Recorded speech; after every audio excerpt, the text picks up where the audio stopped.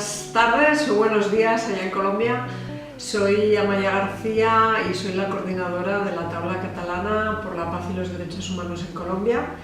Queríamos enviarles un mensaje desde aquí, desde Cataluña y desde Barcelona, de apoyo al evento que están realizando ustedes para presentar el informe Y a la vida por fin daremos todo. La Taula es una plataforma de organizaciones catalanas que trabajan desde hace muchos años por la paz y los derechos humanos en Colombia.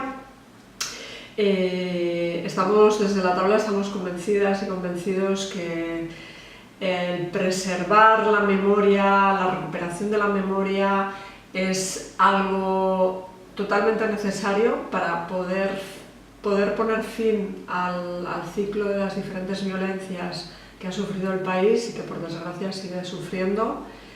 Y en este sentido pensamos que el papel que ha tenido el Centro Nacional de Memoria Histórica en el país hasta el momento había sido muy importante para esa recuperación de la memoria histórica de Colombia.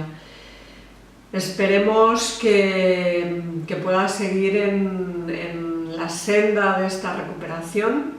Creemos que informes como el que ustedes presentan sobre la memoria de trabajadores y trabajadores de la industria de la palma de aceite en el Cesar es muy importante y ojalá haya más informes que nutran esa memoria del país. Desde Cataluña, desde la Taula Catalana por la Paz y los Derechos Humanos, desde hace 17 años apoyamos al pueblo colombiano para que pueda tener una salida pacífica al conflicto que ha devenido durante muchísimo tiempo.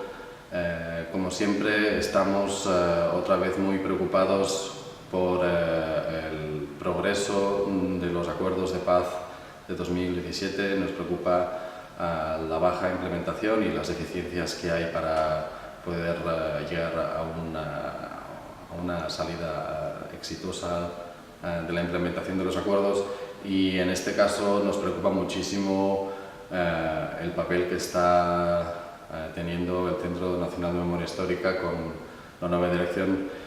Por eso queremos mandarles nuestro apoyo tanto a ustedes como a todas las personas víctimas del conflicto político y social y armado que habita en Colombia, y especialmente a todas las personas que aún después de los acuerdos de paz siguen sufriendo la desmemoria, la criminalización y la violación de los derechos humanos.